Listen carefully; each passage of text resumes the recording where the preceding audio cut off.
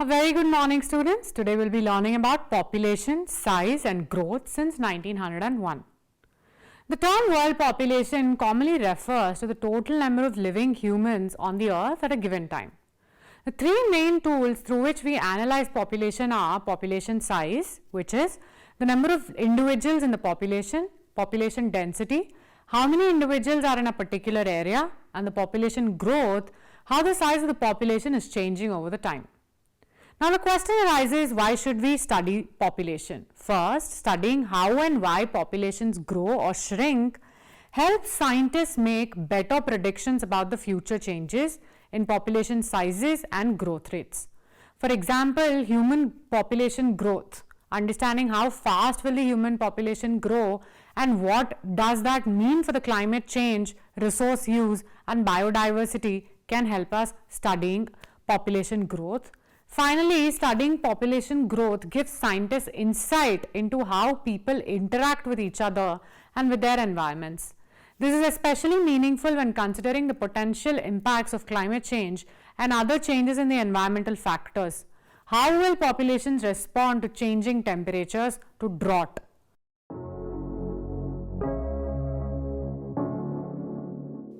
Well, the objectives in today's class will learn about the size of the Indian population, growth of the Indian population, census and the SECC socio-economic caste census. India is maintaining 16% of the world's population. It shows that there is excessive burden of population in India. 1.6 crore persons are added annually in the country's population. The growth of India's population can be studied in the four periods of time. Stagnant population period, which includes from 1891 to 1921. The rate of growth of population in India was very slow between 1891 to 1921. In 1891 to 1901, population decreased by 4 lakh in the decade. Natural calamities like famines, plague, malaria, etc. played havoc with the lives of the people. 1901 to 1911, population rose by 137 lakhs in these 10 years. Death rate was low as this period remained free from natural calamities. 1911 to 1921, population decreased by 7 lakhs during this decade. Famine, plague, cholera and malaria were the main causes for this decrease. The next period could be the steady growth of population period from 1921 to 1951. In this decade, the population increased at a constant rate. This is why the year of 1921 has been referred to as the year of Great Divide in the population history. 1921 to 1931, population increased by 276 lakhs. Between 1931 to 41, population increased by 3.96 crores during this period and the rate of growth became 14%. 1941 to 51, population increased by 4.28 crores. Due to the partition of the country, the growth rate decreased a little. Period of population explosion is the third phase, which is between 1951 to 1981. 1951 to 61, in this particular decade, population increased rapidly. It is called the period of population explosion. Population increased by 7.82 crores. Between 1961 to 71, in this period, population recorded increase of 10.82 crores. Between 1971 to 81, during this period, population increased by 13.5 crores. And the current phase, which is the period of high growth rate from 1981 onwards. 1981 to 91, in this particular decade, the population was increased by 84.63. 1991 to 2001, the population of India increased by 18.4 crores. Between 2001 and 2011, India's population rose to 1.21 billion in 2011.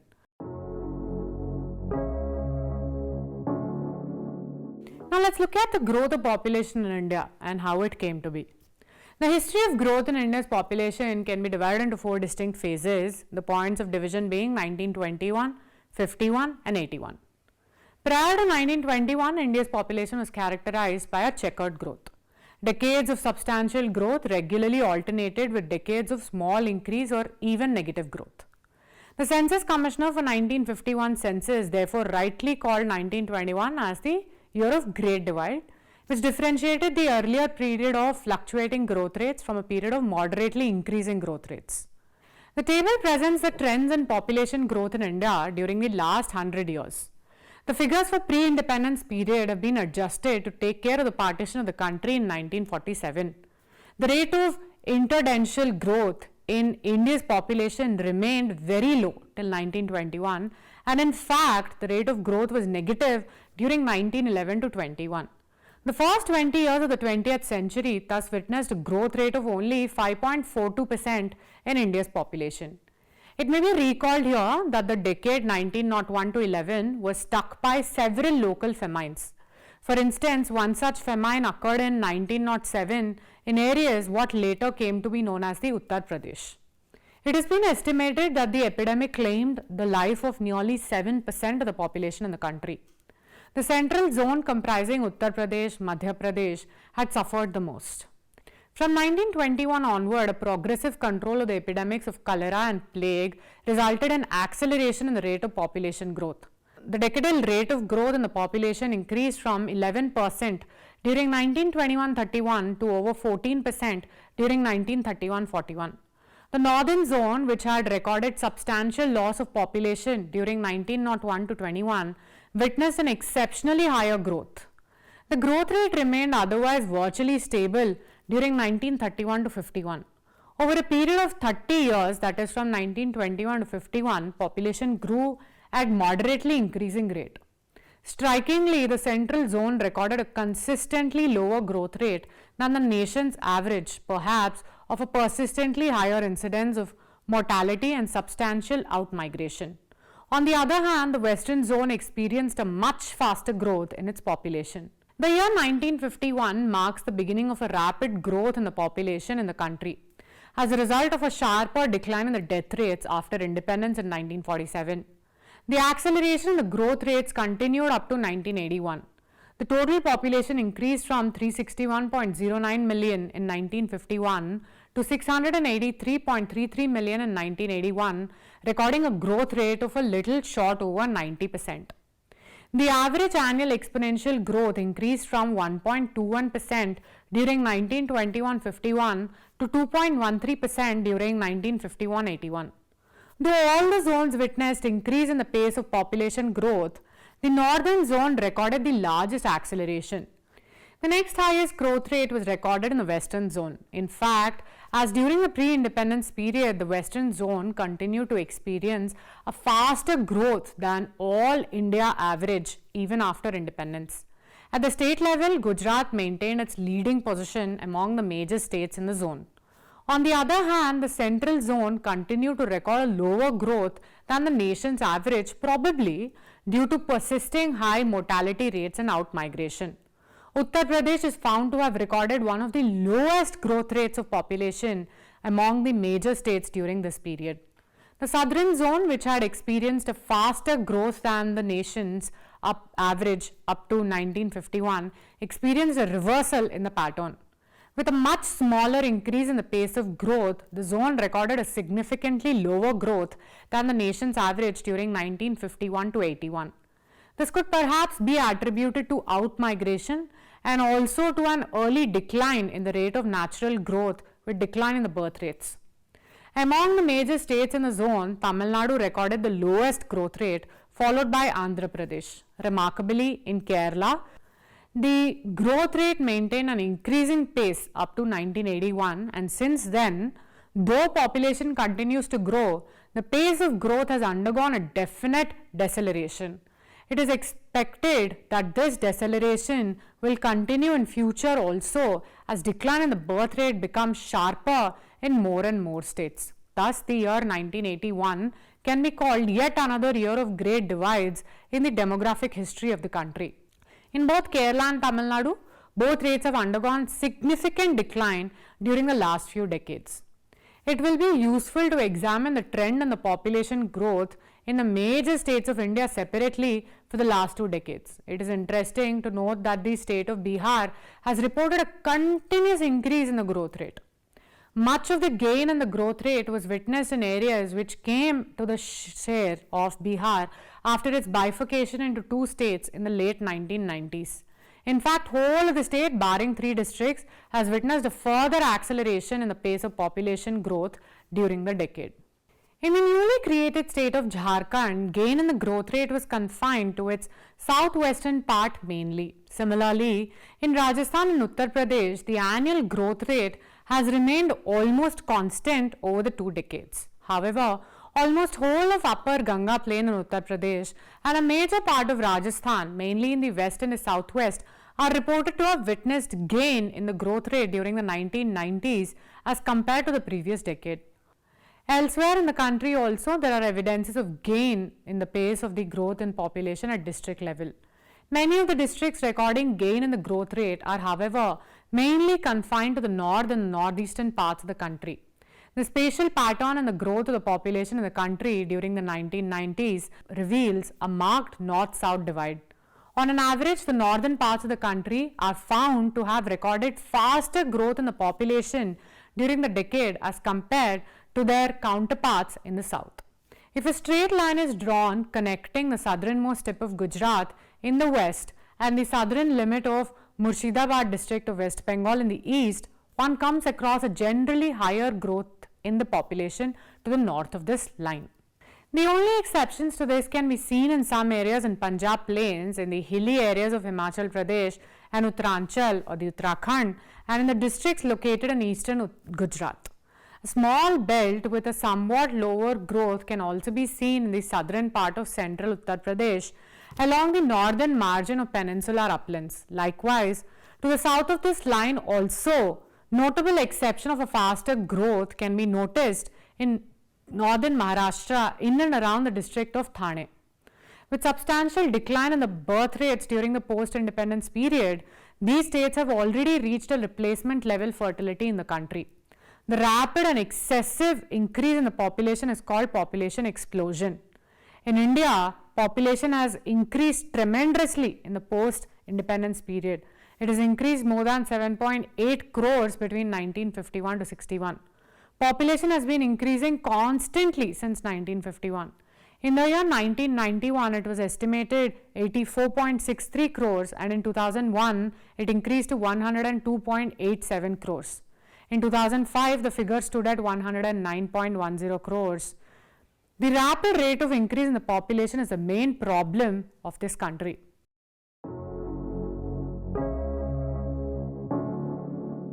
Census. Population census is a total process of collecting, compiling, analyzing and disseminating demographic, economic and social data pertaining at a specific time of all the persons in a country or a well-defined part of a country. It also provides the trends in the population characteristics. The Indian census is one of the largest administrative exercises undertaken in the world. The decadal census is conducted by the Office of Registrar General and the Census Commissioner under Ministry of Home Affairs. The population census is a union subject under the Article 246 of Indian Constitution. It is listed at serial number 69 of the 7th schedule of the Constitution. Confidentiality of information. The information collected during the population census is so confidential that it is not even accessible to the courts of law. The confidentiality is guaranteed by the Census Act of 1948. The law specifies penalties for both public and census officials for non-compliance or violation of any provision of the Act. What is the significance of census? Let's look at it. It's a source of information. The Indian census is the largest single source of variety of statistical information on different characteristics of the people of India. Researchers and demographers use census data to analyze growth and trends of population and make projections. It is good governance. The data collected through census is used for administration, planning and policy making as well as management and evaluation of various programs by the government. Demarcation. Census data is also used for demarcation of constituencies and allocation of representation to Parliament, state legislative assemblies and to local bodies. Better access for businesses. The census data is also important for business houses and industries for strengthening and planning their business for penetration into areas which had hitherto remained uncovered. Giving grants. Finance Commission provides grants to the states on the basis of population figures available from the census data.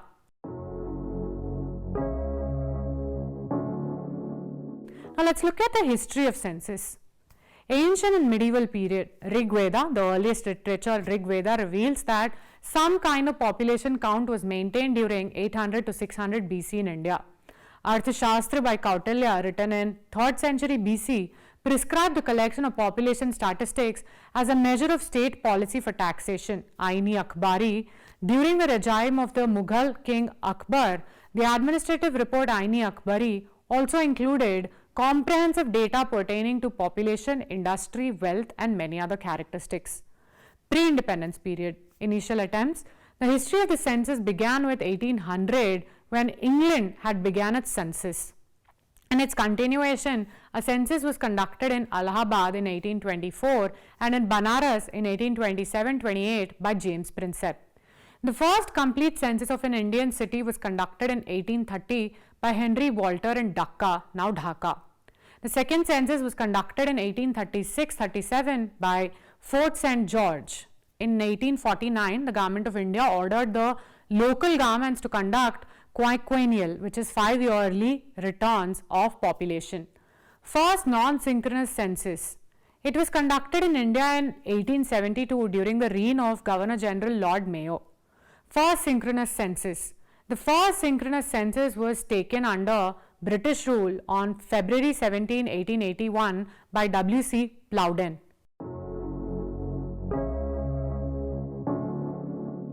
Now let's look at some of the major findings in India's census and only some of the major ones. First census 1881. It laid main emphasis on the classification of demographic, economic and social characteristics of the entire continent of British India, except Kashmir and French and Portuguese colonies. The second census of 1891. It was conducted almost on the same pattern as of the 1881 census. Efforts were made for 100% coverage and the upper part of present-day Burma, Kashmir and Sikkim were also included. Third census, which was conducted in 1901. In this census, Balochistan, Rajputana, Andaman and Nicobar, Burma, Punjab and remote areas of Kashmir were also included. Fifth census, conducted in 1921, the decade of 1911-21, has been the only one till now to increase a decadal population decline of 0.31%. 11th census, 1971. It was the second census after the independence. It added a question for information on fertility for currently married women. 13th census, 1991. It was the fifth census of independent India. In this census, the concept of literacy was changed and the children of 7+ age group were considered literate as compared to the 1981 when children up to the age of 4+ were treated as literate. 14th census, 2001. It witnessed a quantum leap in the technology front. The schedules for the phases were scanned through high-speed scanners and handwritten data from the schedules were converted into digitized form through the intelligent character reading. Next important census, 2011, 15th census. In the 2011 census, significant fall in the case of Empowered Action Group states, which is UP, Uttarakhand, Bihar, Jharkhand, Madhya Pradesh, Chhattisgarh, Rajasthan and Odisha were noticed for the first time. Now the latest census, the 16th census of 2021 was postponed owing to the outbreak of the COVID-19 pandemic. However, it will be the first digital census also with a provision for self-enumeration. It is for the first time that the information of households headed by a person from the transgender community and members living in the family will be collected. Earlier, there was a column only for male and female only.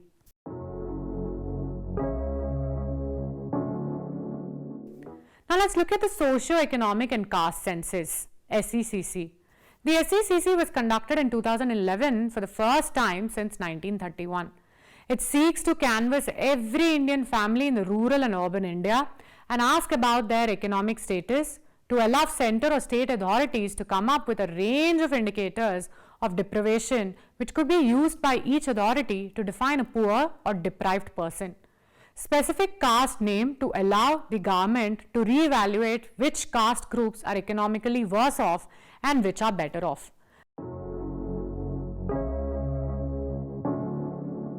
Now let's look at slight differences between census and SECC. The field of coverage. The census provides a portrait of the Indian population while SECC is a tool to identify beneficiaries of the state support. Confidentiality of the data. The census data is considered confidential, whereas the data of SECC is open for use by the government departments to grant or restrict benefits to the people. What is the significance of SECC? Better mapping of the inequalities. SECC has the potential to allow for a mapping of inequalities at a broader level. It will be useful to establish statistical justification for preserving caste-based affirmative action programs for welfare schemes. Legally imperative. It is also legally imperative as the courts require a quantifiable data to support the existing levels of reservation. Constitutional mandate. The Constitution of India also favors conducting a caste census. Article 340 mandates the appointment of commission to investigate the conditions of socially and educationally backward classes and make recommendations as to the steps that should be taken by the governments. Associated concerns with SECC, which include the repercussions of a caste census. Caste as an emotive element, and thus there exist the political and social repercussions of caste census. There have been concerns that the counting caste may help solidify or harden identities. Due to these repercussions, nearly a decade after SECC, a sizable amount of this data remains unreleased or released only in parts. Caste is context specific. Caste has never been proxy for class or deprivation in India. It constitutes a different and distinct kind of embedded discrimination that often transcends the class. Conclusion. Population study is called demography. In terms of population, only China is ahead of India. India has got only 2.4% of the total land area in the world, but is the home of 16.7% of the world's population. In terms of geographical area, Russia, China, Canada, Brazil, America and Australia are larger than India. Thus, India is the 7th largest country in the world. India's population has grown steadily from 1901 except for a decrease in 1921. It increased from 23.8 crore in 1901 to 36.1 crore in 1951 and further to 102.7 crore in 2001. The present population of India is 138 crores approximately.